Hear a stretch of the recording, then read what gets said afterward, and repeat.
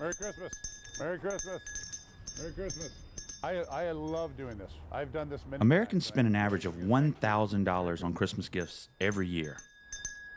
They drop about $500 billion in those red kettles every holiday season. Something I wear every year. While a spirited and happy time of year for most, researchers like Michael Norton of Harvard University remind us that giving can be fraught with anxiety, tedium, frenzy, and obligation.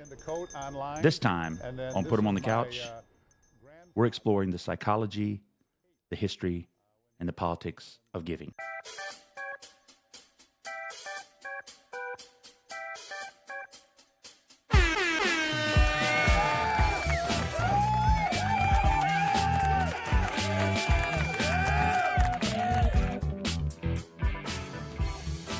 Hello, Couch Surfers. I'm Jason McCoy, flanked by my good friend, colleague, and better half, Nelson Beaulieu. And we are the cast of Put 'em on the Couch. Sorry to keep you waiting, but it is that time again. As I mentioned before, or maybe I didn't, Nelson, I've been a little under the weather. Nelson and I have both been trying to finish up our final day of our semester. Absolutely. Speaking of giving, I'm giving a lot of grace. Yeah, you I've are. been given a ton of grace. Yeah, of course. What about you? A little bit of grace. And by the way, I need to make a correction. At the top of the show, I said Americans drop about $500 billion in those kettles, Nelson. It's close to $500 million. So That's I misspoke. still a lot. Yeah, still a lot. It's still a lot. That's like half of an Eras tour. So I thought today we'd start with a thought exercise, Nelson. I'm going to find out how charitable you are. All right. Imagine, if you will, someone gave you $10,000. But here's the catch. You got to spend it on charity. And you got two options, right? Got to pick A or B. Here's A. You ready? Mm-hmm. Charity A provides low-cost yet remarkably effective job training programs to people who are extremely poor. With these $10,000, they would train 100 adults for jobs that would immediately lift them out of extreme poverty. Or B, Charity B pays for sophisticated life-saving medical procedures for sick kids from extremely poor families. With $10,000, it could save the life of one poor kid. So what will it be, Nelson? Do you lift 100 people out of excruciating poverty, or do you save the life of one sick kid? I don't know. I'm probably supposed to say A, but I don't know. I mean, I know it doesn't make any sense, but I think I'd probably go with B. I'd save one kid. Well, you know, a lot of people say B.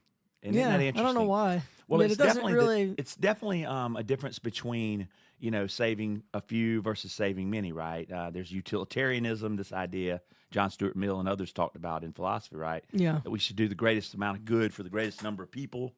That's certainly the way billionaires seem to do it. There's actually a term billionaires use called effective altruism. Mm-hmm. And it's this idea that I want my dollars to go as far as possible. Sure. Of course, that could go on ad nauseum, couldn't it? This idea of letting your dollars go as far as possible. Sure. Like, yeah, $10,000 could educate 100 people, but could you find some people that are even more poor? Maybe it'd educate 120. Yeah. And then maybe could you find some people that were, I don't know, predisposed to getting malaria, and you buy them maybe $2 mosquito nets and save even more people, right? Like, this could go on ad infinitum, I should say, not nauseum. But nevertheless, it does raise an interesting point. Do we save one or do we save many? Turns out when you ask individuals, they feel better about saving one. And this reminds me of some research that was done with charitable giving. Mm-hmm. His name was Paul Slovin, all right? And he said, yeah, people prefer to give to one, not many. In fact, he found that when he asked people, you know, would you give money to save this one person? And they say yes. But then he follows that up with, well, you know, that's good because there's a bunch of kids that need saving. Or that's good. Let me tell you how many kids are in need. Yeah. It actually takes away the feeling. Like, right. People are less likely to give if you talk about more than one person in need. Right. The idea is that when we feel like we can help somebody, like truly help somebody, it gives us what psychologists call a warm glow. And Paul Slovin has found that when you start talking about statistics, cold statistics, or you start talking about how enormous the problem is of poverty, and how enormous the problem is of kids who need help, it takes away maybe from the warm glow. What do you think? Absolutely. I mean, look, we know this because you see this in all sorts of pushes, advertising for charities. I think of one of the commercials on now, which is Mercy Ships. Yeah. Right, and it's showing you these kids and the job that they're doing on these ships, and it's just a floating hospital that goes into impoverished parts of the world, and Now, were provides these the same medical care. ships that Trump commissioned to go up the coast and help with COVID during the pandemic? Is that right? Are there a couple of those ships that he coordinated? Maybe. I don't think Okay, so. I yeah. don't think so. These really focus on providing life-saving treatments to different surgeries and things like that. They're just floating hospitals. Yeah. And then you have the famous, right? Take a listen to this song. In the arms of the angel. Yeah, I recognize that song. Oh, I hate that song. I hate that song. But that's the arms of the angels. Those poor little shaking dogs that come on at 2:00 in the morning and Yeah, it certainly separate you from tugs your at the money. heartstrings, doesn't it? That's right, man. Just Tugs at the heartstrings. yeah, because who wants to see that suffering and the idea that hey, maybe with my dollars I can alleviate some of that. There's a natural appeal there, I think. Yeah. This This illusion that we're helping. yeah, Maybe not illusion, but this feeling that we're helping. It's important, right? Nelson, every time we give, we're making a moral judgment, namely about who is and who is not most deserving. And this isn't some abstract, non-conscious process I'm talking about. Many, I'd say most of us, are very conscious and deliberate about who and how and why we donate. Perhaps we give in the memory of our grandmother or the memory of our dog. Perhaps we want to sort of pay it forward because at some point in our life somebody helped us.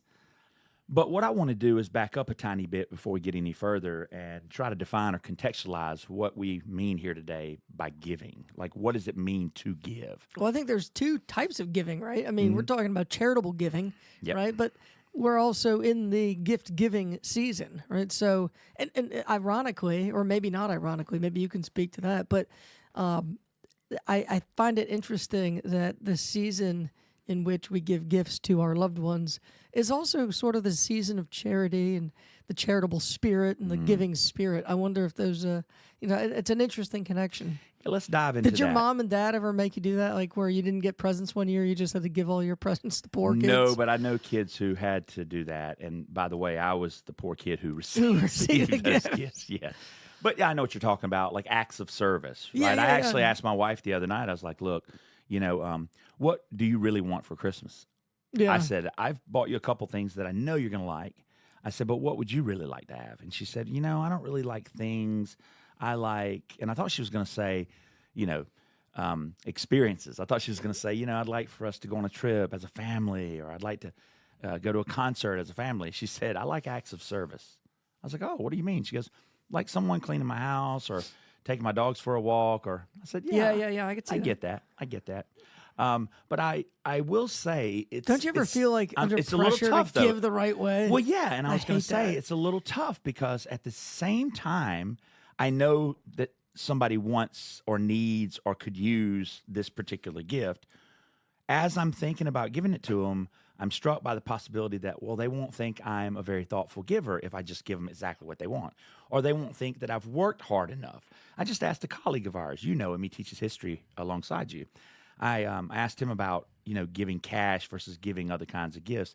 And he said, my wife wants something that suggests that I have thought about really hard the gift that I've given her. Like, I thought about it so much that I gave her a gift that she loves and wants and needs, but didn't even know it. I'm like, Yeah. my God, so what you're saying is you believe that some people, including your wife, expect for you to be mind readers. Yeah. And maybe even worse than mind reader, right? Because you're saying that the person doesn't even think they want it. They don't even know they want it until they Right. get it. Yes, there's a lot of pressure, Nelson. Yeah, there's a I lot hate of that. pressure. When we come back, let's talk a little bit more about what giving means, what it looks like. Let's talk about the contours of giving, and then go into maybe some of the history of giving. Yeah, let's do it. Gee, really. Oh boy. Oh boy, oh boy. Would you look at that? Would you look at that? What is it? A leg, like in a statue. Statue? Yeah, statue. Yeah, statue. That's you. Ralphie?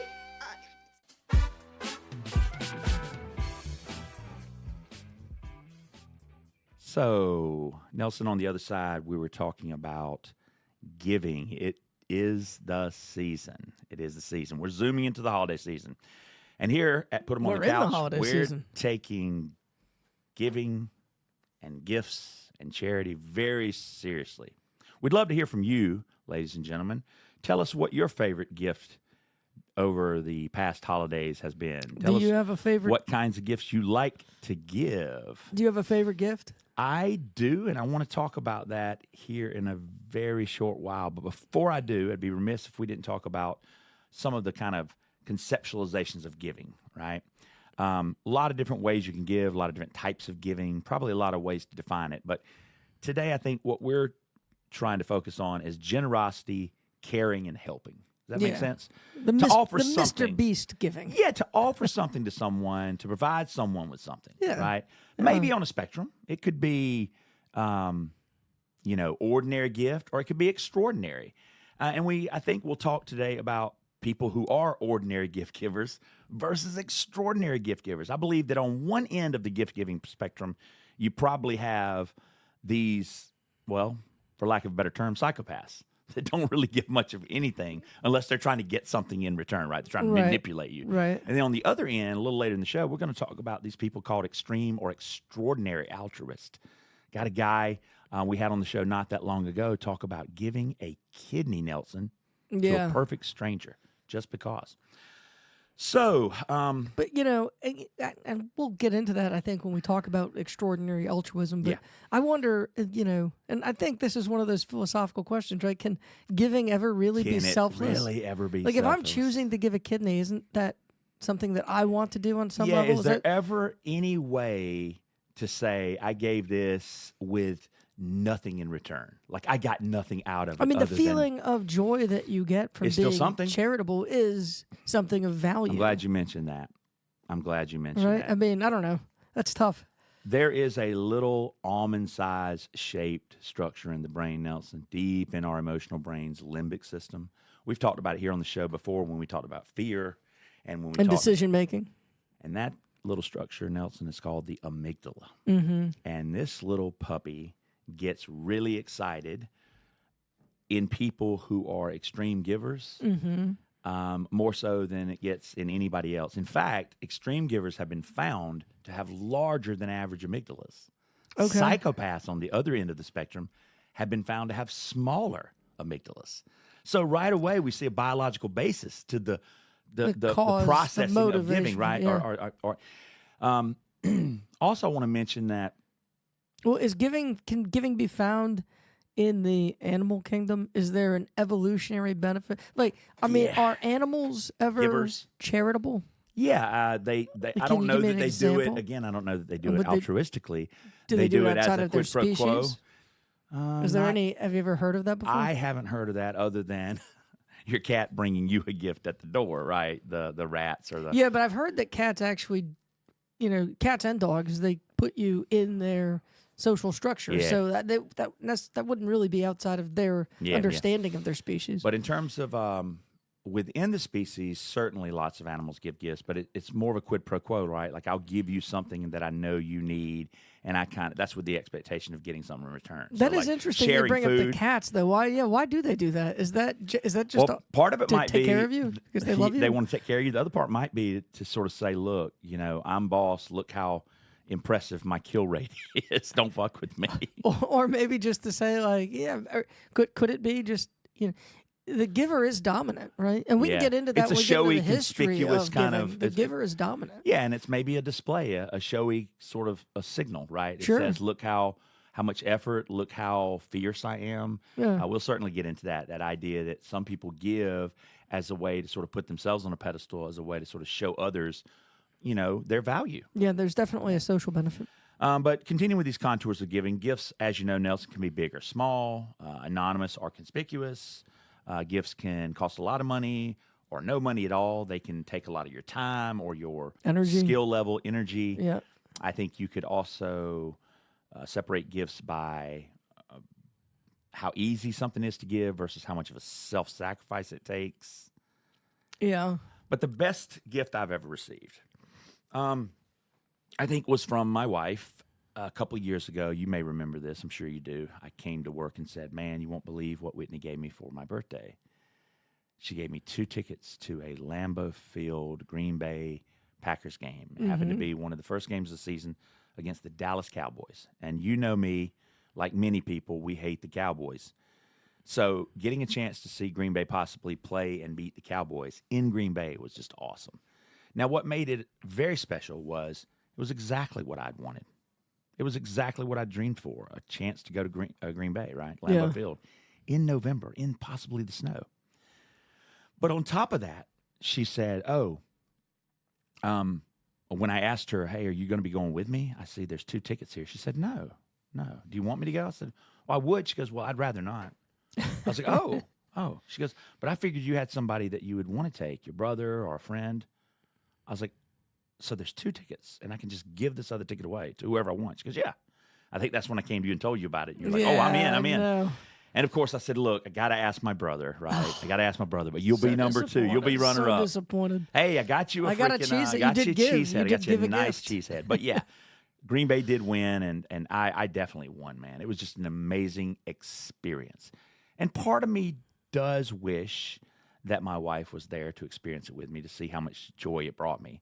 But I will say, I think being able to spend that quality time with my brother, we've never been to a Green Bay game. He had never been either. And even though he's not a huge fan of Green Bay, he respects Lambeau Field and all the history there. Yeah, So, no doubt. no, it was an amazing, amazing experience. Now, very expensive experience Yeah. as well. I don't know that it has to be expensive for it to be that profound, but just so happens Green Bay tickets are expensive, and flying there is expensive, and renting cars and all the rest. But what about you? My favorite gift, a gift that I always remember, was one of those gifts that I got when I was a kid. I had asked for it. I wanted it. But, it was 1996, and it was a Nintendo 64. That year, the big toys, the big items were the N64 for, older kids. and Teddy families. Ruxpin or something like that, maybe? No, it was a Tickle Me Tickle Elmo. Me Elmo, It was yeah. like out of this world. Yeah.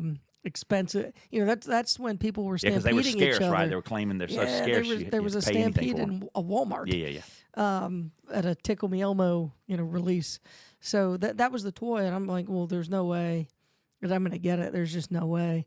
And there it was, Christmas morning. The 64. An Now, did you get the Elmo with it or just N64. the 64? I didn't know Elmo. I wasn't a child. I don't know. I was 13. You brought it up. I was 13. I was just saying, like, that was the level Yeah. of scarcity, the level of difficulty it Look, was to get it. And then my mom somehow She snagged managed. one for me, and Look, it was, I still it was remember the greatest morning. I still remember some of my favorite childhood gifts. Now, if you ask me what's my favorite childhood gift, I'd probably say the Millennium Falcon from Star Wars fame. I got this thing, I don't know, maybe 8th, 9th birthday party.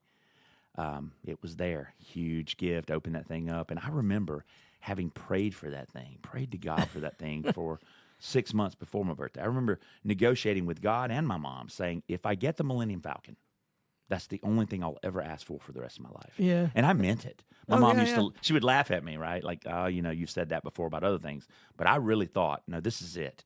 If I get this thing. And, as someone who still respects my childhood toys and respects Star Wars, I have to say, if I still had that thing in mint condition, I'd probably feel even better about it. It's sad that Well, now that thing now got it's tossed out. Now you're on the other end of the spectrum. Yeah, and yeah. now you're in the I'm middle giving. of the magic. You're Giving to the kids. And what a gift to be able to give. Yeah, it really is. So first I'll ask you, what do you prefer? I mean, obviously it's those. In terms of giving, or no, just receiving? those years that I spent. That I'm just coming With your out littles. of now, Yeah. being Santa and making all these things happen, making the for magic a whole happen, season, baby. right? I mean, those were the best Christmases of my entire life. Yeah, what is it you remember about them most fondly? Just that the kids really believed that there was somebody who was just taking care of them and loved them for who they were and just was going to give them a gift. Didn't know this person, living up in the North Pole, just Did you giving ever? gifts. Did you ever like feel like, man, I wish I could tell my kids this because this is really expensive, takes a lot of sacrifice. They need to know how hard I work for them. I don't want Santa, this Santa character getting the maybe all the sometimes credit. when I'm sitting on the floor in a double lotus wrapping presents and like I can barely walk. I went to the convenience store the other night and this guy was like raising hell because his kids believe in Santa. And he's like, my kid wants an iPhone or something. He goes, and I got her one. He goes, but damn it, she thinks that fat guy from the North Pole's giving it to her. And I want to say to her, no, your dad had to work double shifts to make this happen. It's always nice to get the credit. But I don't know. I think something will be lost with it. I actually enjoy, not getting it. But what was the best gift you've given? I mean, I don't know. I think my time, obviously, and that's sort of an ongoing thing, right? I don't know that there's a specific gift that I've ever given anyone. No, I mean to the kids. Oh, for to the Christmas, kids? I want to say it's just, again, the whole experience. My kids are in the throes of all that. They believe in Christmas magic, right? Yeah. So, what's your elf's name? You got an elf, Sprite, right? got Sprite, yeah. Sprite. But being able to experience the joy and magic of the holidays with my kids for the last 8-10 years now is just amazing. Jeez. And I'm at that cusp where the magic is wearing going off for off. them, Yeah, I right? know. Slowly but surely. It goes and quick, there's going to be doesn't a it? day when the magic's gone, and I'm like, oh no. But yeah, I look back fondly regarding these experiences. It's clear to me that it's experience based. My memories are about experience, not about things that I've given, right? My kids, if you ask them what's the greatest gift they've ever received, they'd say experiences as well. My daughter routinely says her favorite thing ever that she has done with her family as a gift was a vacation we took to the Outer Banks once. Now, by the way, it's not free. It takes money to get to the Outer Banks, but it's not like going to Europe. My daughter's been all over Europe. Yeah. She's been all over Europe. I've spent tens of thousands of dollars going to Europe, and she doesn't even mention that as her top 5. But this little KOA campground that had an apartment above the gift shop and had this huge pool out back. Oh, and Hatteras? Had karaoke. I know that one is. Do you know what I'm talking about? Oh, yeah. I've been And there. oh, my God, my daughter loved it. Yeah. She Yeah, loved it. it's She fun. likes looking at photos from that. She likes reminiscing about the sunsets that we watched and took photos of, like the dunes right there in, what do you call it? Those sand dunes you can climb. Oh, Where the are they? giant dune. Yeah, what is the name of that thing? My gosh. Anyway. Jockey's Ridge. Jockey's Ridge. Jockey's She Ridge. loves all that. She Yeah. loves all that. Yeah, it's fun. Yeah. You can actually go sand surfing down there and everything. That's a pretty cool place. Yeah. So givers sometimes, it's ironic, Nelson, wouldn't you say, that givers sometimes try to avoid giving sentimental gifts because they feel like, well, it's too cheap. It's not enough, right? If I were to handwrite and deliver a card to someone that I basically spent no money on, I'd feel a little bad about that. Yet when we ask the recipients, they love this stuff. Yeah. They So what absolutely makes a love good gift? Well, there are some Nobel Prize winning theories that I think are informative here. Seriously? Yeah. A Nobel Prize for Yeah, thinking so we about how to could give? argue that there are some things to think about when it comes to giving good gifts. Number one, signaling cost. This has to do with game theory. Remember John Nash, Beautiful Mind, the Oh, yeah. mathematician? Yeah. So signaling theory or signaling cost suggests that a good gift is one that will allow you to clearly announce to the world, basically, that you sacrificed for that gift, right? So if I come off of $10,000 and buy my wife a nice 1-carat diamond this Christmas, it's going to be clear to anyone who knows diamonds that I have sacrificed with that diamond, right? It's a way of conspicuously, sort of extravagantly showing or displaying how much you value your wife. Okay. A second one, search cost. This has to do with how much time and effort it takes you as a person who wants something ostensibly to find the thing that you want to buy for yourself. But if I do it for you, do all the legwork and research for you, let's say you wanted, I don't know, maybe you want a skateboard. before you would buy your own skateboard, you're probably going to do your research, right? You're going to do some cost comparison. You're going to do customer reviews and all that. What if I do all that for you?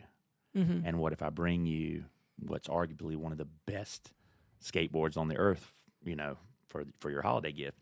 It says to you, not only did I get you a great gift, but I did all the legwork. I searched. I spent time and effort. It cost me. And that's a cost I took away from you. So you kind of get double there. Number 3, be paternalistic. It literally is okay to give someone something that they like a father could give their kids something that they know they like, right? Yeah. So if I know that you could use some new tires on your car, it's okay for me to be like the dad and go, hey, I got you these tires for Christmas, Nelson. Whether you wanted them or not, I can say, well, you needed them. That makes a pretty good gift. Are you getting me tires for Christmas? No, but sometimes function is good, right? Yeah, sure. Functionality. And then obviously the experience and co-experiences. We've found from the charity research over and over that giving people experiences, particularly buying people experiences that the giver can enjoy alongside the recipient, is probably best case scenario. And you've done a lot of that throughout your life, haven't you? We do a lot of that. We, that's what we prioritize. And the interesting thing is when we go to these places, we find ourselves living very much in a spirit of charity. We, especially. Tell that story again about Africa. Nelson just got back, 6 months ago from a big soiree in Africa. First of all, I'll tell you, if you ever go to Africa, if you go to, Tanzania, Kenya, you're never gonna carry your bags, which I think I mentioned to you was a little uncomfortable to have a bunch of black men just yes sir and just jumping like up and carrying your bags. Sherpa, like, right? Okay, this is you're climbing Mount it's Everest. like all right, but we were told before we went, we researched everything, and we were told bring small bills. So what did we bring? We brought 5s. Okay. We really needed 1s, okay? Really? Because every time a porter picked up a bag, we're shelling out $20 because there's 4 bags, So they're like, oh, here you go. So I think that was really appreciated. But 5s obviously don't go quite as far as 1s, and even like if you give $2 or $3, you're saving quite a bit. But we gave our guide, typical was $10 to $20 per person per day for your guide. So, on very good days, like that day we saw a mother cheetah and her 5 cubs. We were like, all right, let's give it a little extra. We had to drive a long way, give a little extra. So we ended up over 6 days giving about $600. Wow. And the guide Davis, he told us at the very end. He said, yeah, this has been like the best week I've had with a family. You guys are awesome. I'll bet. And I said, well, thank you. And he's like, yeah, I've never made this much on a 5-day trip. He said, your $600 gives me so much breathing room. That pays my rent for 7 months out of the year. My rent will be paid for 7 full months. And, it was a wonderful thing to know that our efforts, all the work we put into going, all the extra legwork we did, that's really going to mean something. It's going to mean something to my kids, to us, obviously, as a family, but it meant something to the people that allowed us to visit and who were, gracious enough to show us their country. Yeah. It was, that was the best present that I got. That was the best thing I've gotten from going, was just knowing that we were able to help somebody. That's cool. That's really cool. His wife was pregnant. They actually just had a baby, if Davis is listening. Oh, that's fantastic, man. Yeah.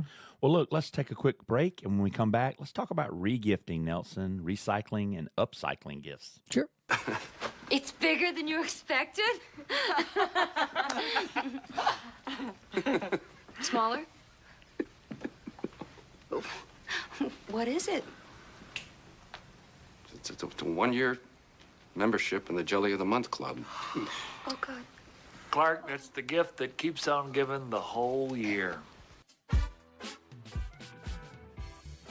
And we're back, ladies and gentlemen. We're talking about gift giving. 'Tis the season, Nelson. What do you think about regifting? Recycling a gift. What do I think about regifting? Look, I don't know. I mean, we do White Elephant every year at my mom's house. That Christmas doesn't count. brunch. That's not regifting? No. I'm talking about now. Have you ever gotten a gift? No. whether No, you I've like never it or done not, that. No. and then you just take it almost immediately, or maybe next season, wrap it up and give it to someone. No. Look, I will say it's kind of fun. If you wrap it up next season and you give it forgot who back. gave it to you and you end up giving it to Give the it same person, back. I want to say either I did that to my brother-in-law or he did that to me. And I'm beginning to think it's a running joke where one of us is going to give the other Do you remember? a gift that you we remember that received. scene from Old School where he's No, always tell me. he's trying to. Will Ferrell got a toaster for his wedding and he's Right. trying to get rid of it. So Oh, my first he God. tries to give it to his friend who had just broken up. He's like, "Hey, Right. to new beginnings, like in a new housewarming. Here's a housewarming present." And he's like, I gave you this." And he said, "Oh, you mean this model?" And he said, "No, No, this that this very exact toaster." one." Oh, my God. And then he tried to give it to a 5-year-old, a toaster, for a 5-year-old's birthday party. Well, I don't know that I would necessarily recycle or re-gift to a family member, particularly if that gift had come from another family member who could possibly have found out or know about, the origin of that gift originally. But I would say, if there was something someone gave me and either I didn't like it, couldn't use it, and it was in really, really good shape, then yeah, why not? Also, I wonder about upcycling, right? You take something you already have and sort of put your heart and soul into it and redo it and give it as a gift. What do Yeah, you think look- about that? Like refinishing a piece of furniture or something. Look, you're not talking that to you've Handy had. Manny over No, here, but if or you, Bob if you, the Builder. I but can't if you do that did, if you crap. did have that sort of skill, Would I? Maybe. I mean, I don't know. I'm you not- wouldn't see that as a cop out necessarily. No, if you can make something for somebody, Right. hell no. No, that's pretty cool. Yeah, no, but I mean something you've used. You've used it. Let's say you've got a bed that your crib your kid has used Yeah. for like multiple years, and instead of throwing it away, you refinish it and give it to someone else in your family who's having a baby. No, I don't think that's. I think it's a Okay. nice gift because All it right. shows a. I don't know. But there are bad gifts, right? I mean, yeah, there's. have you some ever gotten a bad gifts. one? Sure. Yeah. Like what? Oh, I don't know. Or Kinda what do you easy think to- makes a gift a bad gift? I mean, That's because a tough- look, that's a tough question. You can't deny, right? Whatever it is, bad gifts must carry some kind of cost, psychological for sure. But economists tell us that bad gifts might actually reduce the value of Christmas by as much as 10%. Now, how do they determine that? What is a bad gift? I Well, don't know. they look at all kinds of variables, including how much of something goes unused. Right, gift cards come to my mind right now. Yeah, those are We bad. think when we give somebody a gift card, we're doing something, but honestly, people that receive gift cards don't always use them. There are billions of dollars, I believe, in unused Unused gift I cards. know, yeah, many especially of for, which like, go, restaurants and many of stuff. which I think expire. I actually found one from September 21st, dated 2023. That is, if I'm doing my math right, not this birthday, but last birthday, Nelson. Okay. So my 51st birthday, Yeah. my wife Got sent you. me a Duluth Trading Company gift card for $100. I just found it like 2 nights ago. I had basically left it in my inbox, in my email. That's funny. $100. Now it says on there does not expire, which is kind of great. Also found a Walmart gift card this week, and I also found. I knew I had it, but I kind of located it again. A $50 gift card to a steakhouse. And Okay. again, like, what am I waiting on? Yeah. I well, will. it's just. I mean, they get lost in the regularness of life. You But know. also, I mean, look, when you ask a person, would you like to have a gift card to a swanky hotel or restaurant to go to brunch? It's 60 miles away, and it's really hard to get reservations, and you got to basically spend all Saturday to, if you're going to do this thing. I mean, are you as likely to use it? No. My thought is the same. Like when somebody gives me something. But why would you get one that's 60 miles away? Well, again, why would anybody give anyone anything, right? Some people give people movie tickets, and the people they give them to don't use them because they don't want to go to the movie. It just takes so much effort to use it, in other words. Yeah, I get This is that. why economists argue that, baby, cash is king. Here's the thing. Cash is king. When your memories fade and your sweater's frayed. Cash, cash, cash, yes, cash is king. Right? They argue that you can't go wrong with cash. If you want to be someone's hero, give them those greenbacks, man. Yeah. Well, what about just a Visa gift card? I think Same that's probably thing, okay right? as well. Yeah, same But, I thing. mean, yeah, why not just give them cash? Again, I think what it does is it makes us feel like my history colleague who just said, I don't want to give someone something, or my wife wouldn't want to receive something didn't look like I put a lot of effort into it. Yeah. That's, I think, the hang up, right? It's like, if I give you $100, I know you can use it. I know you need it. I know you can convert it into anything you want that's worth $100. We don't lose anything in the conversion either. Hey, did you ever see? But did yeah, you ever we don't watch wanna do Donnie it. Brasco? No, tell me about it. All right, so Johnny Depp and Al Pacino are getting together, a little holiday get together, just the two of them for Christmas, and they're mobsters. They each hand each other an envelope of cash. Nice. But they just hand it back. There you Look, go. I mean, you can't deny, right? Yeah, that's a that's nice the classic gift, right? economics. That's a nice gift. And that's the classic Merry economist Christmas. argument, man. All right. The idea is that nothing is going to transfer value better than money. Hey, Money is money. I like it.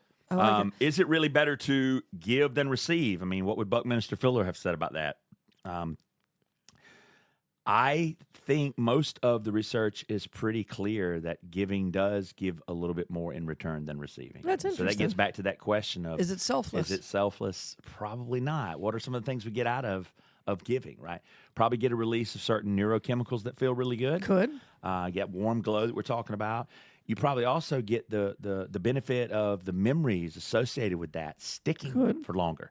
This is why when I think back on my favorite gifts, they're very experiential. Right. That makes Easier sense. to remember Makes experiences like that than it is to remember a particular item. Well, why don't we take a quick break and talk a little bit about some of the history of gift giving Let's do it. or charity? Let's do it. That's awesome. Come on. Hey, a little housewarming to new beginnings. Thanks. Actually, I gave this to you for your wedding. This model? No, this exact one. Yeah. I'm sorry. I'm embarrassed. I'm sorry. It's okay. I hope you like it. I love it. Thank you. Ladies and gentlemen, I'm Jason McCoy, joined by my good friend and co-host, Nelson Beaulieu. and we are the cast Put 'em on the Couch, coming at you this holiday season with a show on giving. Yeah, you were talking right before the break about whether it's better to give or receive. Mm-hmm. And I find it very interesting that in society, in every major faith system, giving, charity is an essential component. Mm-hmm. And I think that's important to discuss and explore for a little bit. But, it's not unique to Christianity. No, but if it did feel that good, if it was so good to give, Maybe it like, wouldn't be why forced. would we need the social pressure that we have? Like, there's a lot of social pressure there. You'd admit, religion Sure. pushes giving. Giving is a tradition. Well, and not just religion, but our civic religion. You look at some of these millionaires, these billionaires, Elon Musk.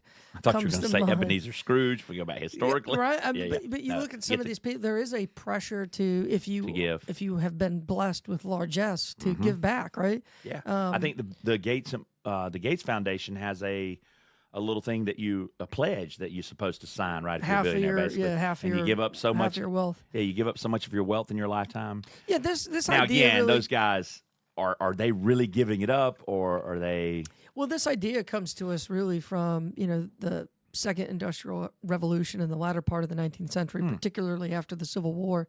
But there were wealthy people, wealthy patricians, who became something new. They became philanthropists, and they used their wealth to advance causes, to give back to society. Sure. You can think of some of the great buildings and areas in New York, Carnegie Hall, But also Rockefeller to Center. better their name, to signal Sure. their To signal their power, just and the their same way the cat comes with the bird. You know what I mean? Yeah. Like, hey. Well, there you go. Maybe you answered it right. It's.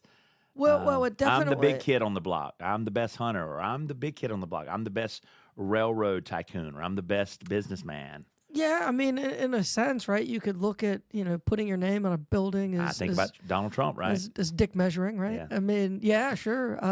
Although with Trump, though, it's very important to note this is not a charitable. No, giving. but it's very conspicuous. It's very signally. Yes. He's not the kind of guy that would give to charity even $1 and do it anonymously, right? Right, We right. could get into that a little bit. This idea of giving anonymously versus somebody finding out that you've given.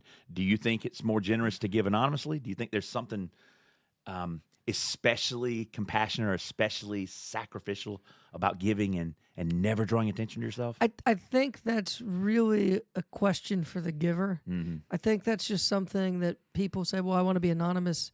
I think they're really, certainly there's a danger of virtue signaling or using your charity as sort of a cover for other things. Maybe people just don't want to invite that type of scrutiny, and I certainly respect that. But no, I don't think it makes it more virtuous or less virtuous. Yeah. I mean, that's, But, the World Index of Giving actually ranks countries by how charitable they are, Nelson. Yeah. And we found that, believe it or not, some of the poorest countries on the earth are more charitable than many of the That's richest countries absolutely on earth. We find also that working class people are slightly better tippers than. I'm not surprised by that at all because they've been there. You know what I mean? Mm-hmm. I being the holiday season, we just had Thanksgiving. We're coming up on Christmas. I do want to address that just briefly. The myth of American exceptionalism. My daughter just said to me the other day, smart, intelligent, junior in high school, said that we were the most charitable country in the world. By absolute dollars, maybe, but by GDP, like percentage, probably not, right? Right. And I mean, what matters, right? I mean, I think it's by GDP, but what well, do I know? If I have $1 million and I give you $100, that's not nearly as much as if I have $100 and I give you $100, right? Exactly. Right. The sacrifice. Or give you 98, right? I didn't give you as much money, but so I think some of the myths surrounding our favorite holidays sort of feed into this idea that we are more charitable, that we're more giving. And it's simply not true. Oh, we invited these Native Americans to have dinner with us. We made all this food for them. Bull. Give me a break. Stop. Yeah, by the way, if you haven't listened to our Thanksgiving episode from 2 years ago, go back and listen to that. Nelson does a nice job kind of laying it straight about the Thanksgiving origin myth. But I also think part of the impetus for giving is to, sort of institutionalize a system where there's great inequality, right? And sort of appease the masses, so to speak.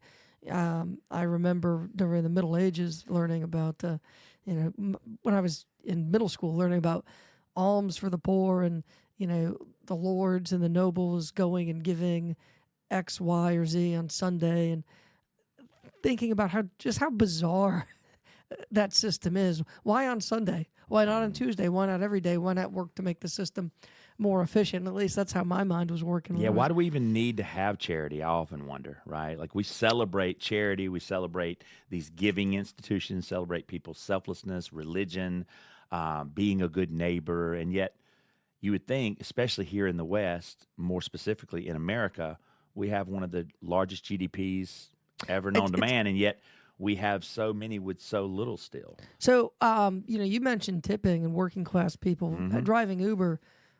You would think, right? I'm pulling in the landfall. Yeah, which You're is like, a very nice. I'm going to get a $20 tip on this. You would think, Never. Yeah, never. I gave the girl at the coffee shop this morning one of the biggest tips I've ever given. You saw that, right? Yeah.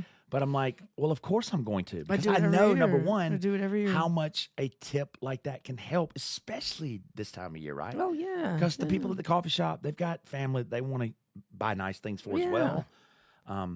Yeah, it's weird. I feel like sometimes the more, not impoverished, because that's not the right word. No. But I feel like the more it can hurt you, the more let me give you a good people example. do it almost. Give you a good example.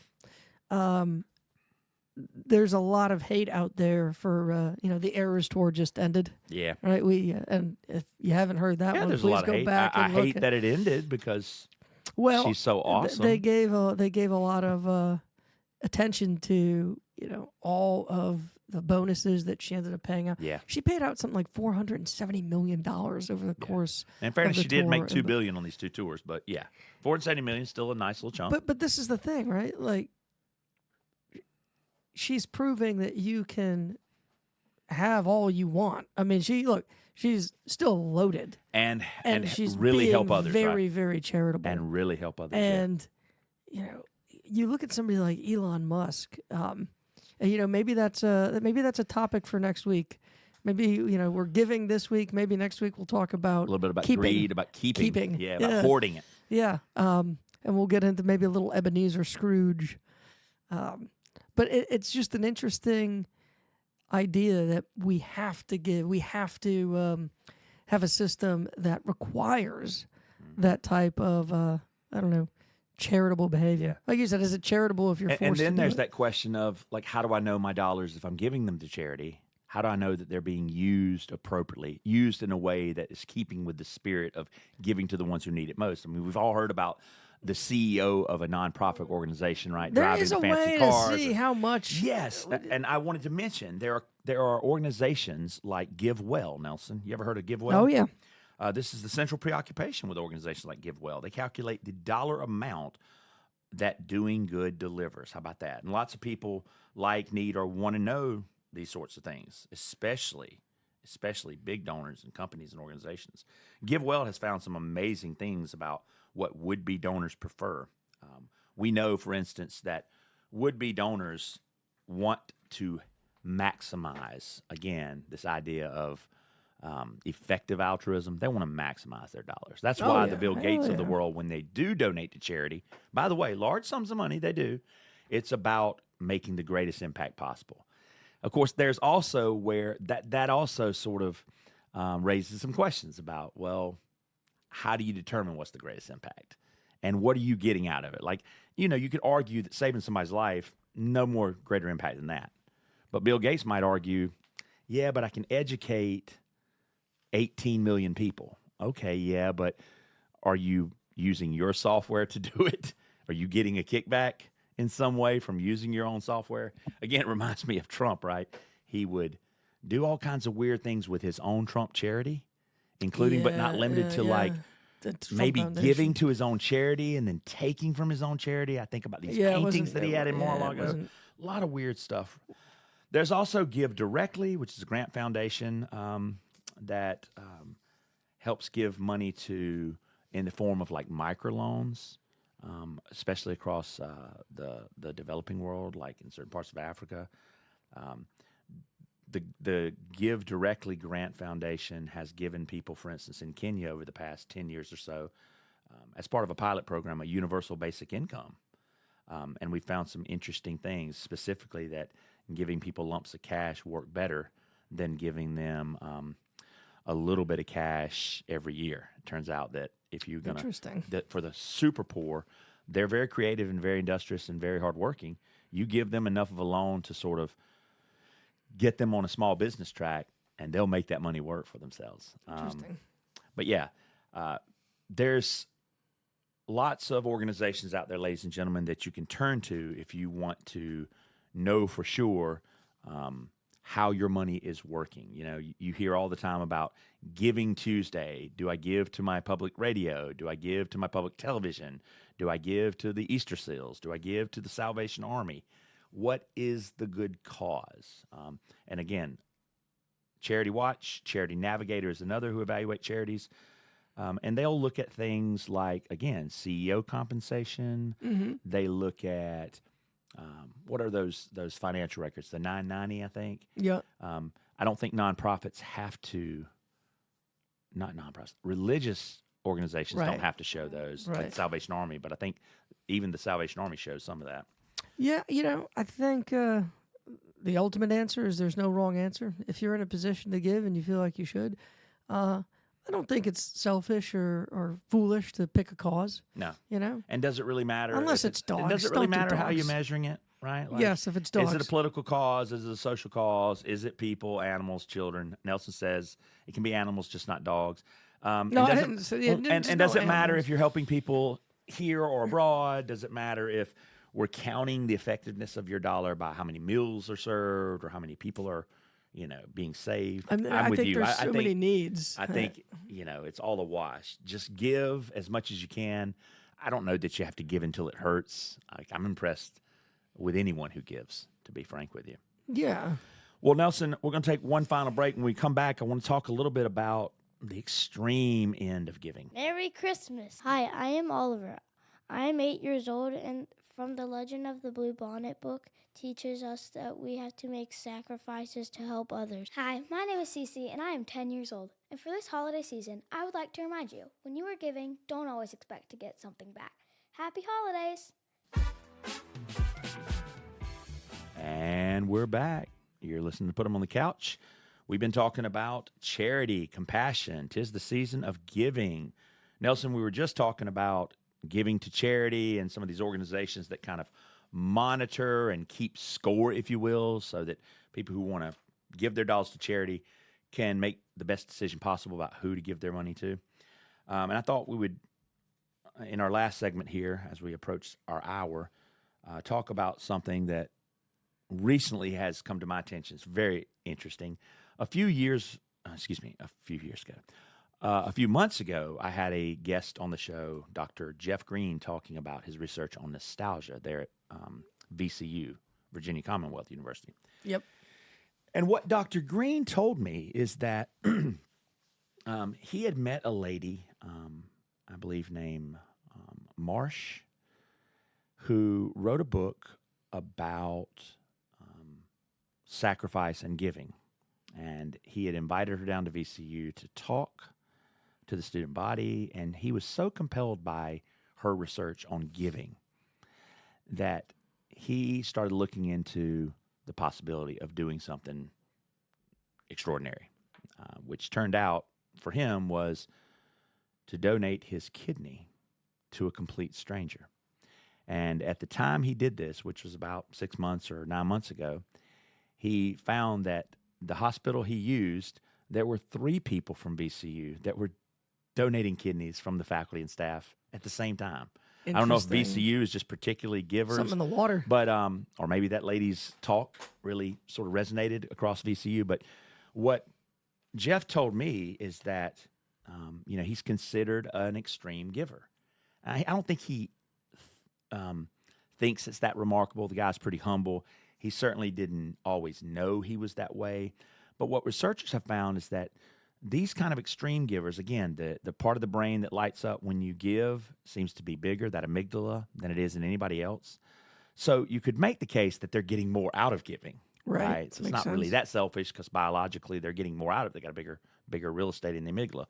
But another thing we found is that they don't seem to differentiate. Mm-hmm. Like when they see a person in need or hear about a person in need, they don't differentiate between whether they know that person or not, whether that person is a first-degree relative, a distant cousin, or a friend of the family. Yeah, like empaths. It almost feels like, hey, it's just someone in need, and I can help them, right? Yeah. It doesn't matter who it is or where they are. His story actually reminded me of one, in my opinion, even more extreme story. Have I ever told you the story about Ted Gupp? No. In 2008, a man named Ted Gupp was handed a suitcase by his mother. It contained canceled checks and old letters addressed to Beaver Dot. Thus began the search for this Beaver Dot character. Turns out Beaver Dot was a pseudonym for Ted Gupp's grandfather, Sam Stone. The Beaver Dot came from the name of his 3 kids, I think, like Beverly or Beatrice, yeah. Avery. He had been a store owner in, I believe, Dayton or Canton, Ohio in 1930s. So imagine, Great Depression, 1933, Christmas just a week away, deep in the trough of the Great Depression, and the people were down on their luck, man, hungry. 50%, I looked this up, 50% unemployment rate in Canton back in 1933. Yeah, not surprising. So this guy, Beaver Dot, puts out a... Is this the guy who put the ad in the paper? Puts out an ad, call, and says, look, I want to help people. I want to give you 150 people $5.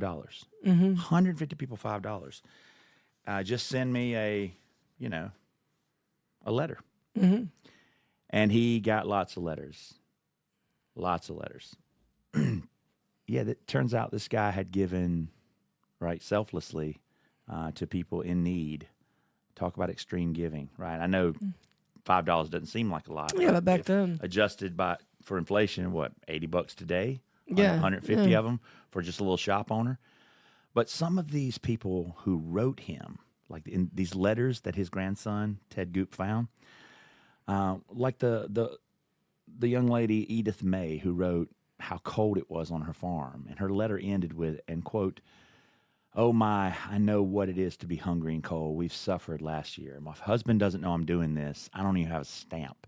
I'm going to ask basically the mailman if he can get this to you without a stamp on it." And yeah, sure enough, it got there without a stamp. Yeah, that's extreme giving, all right.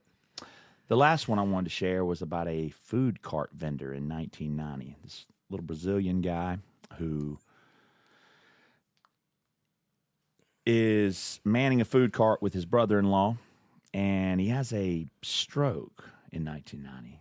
And when he recovers, something odd begins to happen. He begins to, instead of sell the food in his cart, he begins to give it to anyone who says they need it. Mm-hmm. Right? So kids come by and they want a hot dog or whatever, and he just starts giving it away.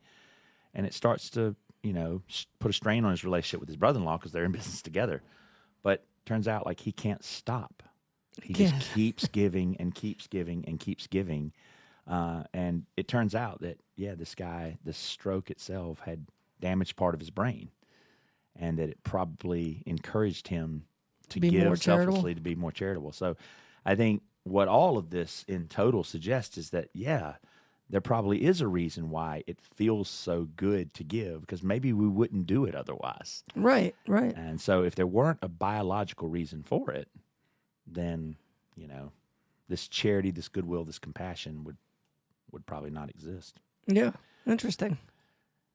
Well, I think that's about it. I do want to mention one other story. There's the gift of the Magi. I think this is a nice one to leave us with, everybody right? loves that story. Yep. Everybody loves that story. The gift of the Magi. That's where the husband has this beautiful, beautiful watch, but a shit band. Yep. And the wife has this gorgeous flowing hair, but no combs. Mm-hmm. So you remember what they did, right? Yeah. Sacrifice for each other. Yeah, he sold the watch get her and comb. got some great combs. She sold the her hair to get the him more. band.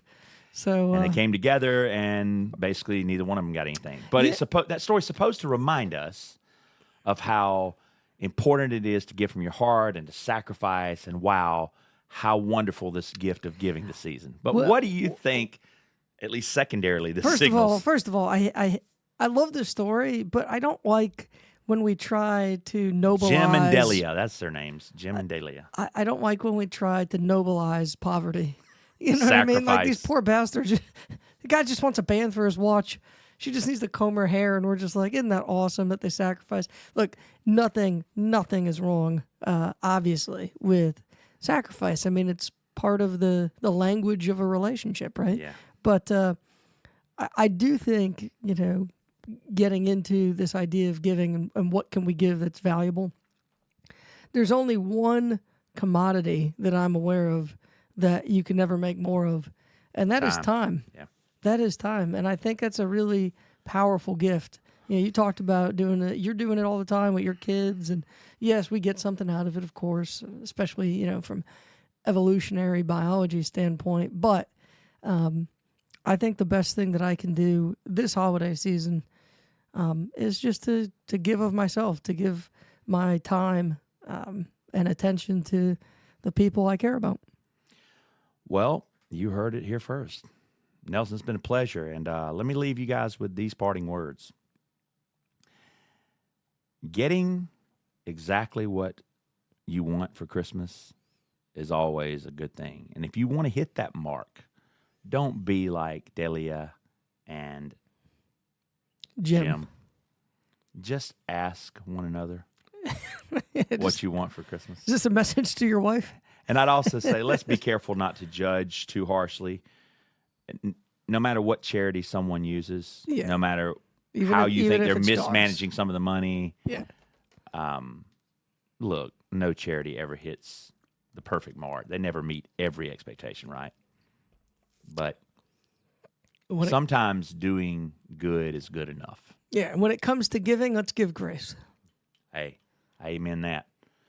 Ladies All and right, gentlemen, man. it's been wonderful. Happy holidays, Merry Christmas, and hopefully you'll hear from us again real soon. Bye. Thanks. House sure does look swell, Clark. Thanks, Eddie. I hope it enhances your holiday spirit. Dear Catherine. Eddie? Oh, the house is gorgeous, Clark. Eddie? I hope you didn't do this all on our account, Clark. Kids, come on out here and see what Uncle Clark's done to the house. Eddie?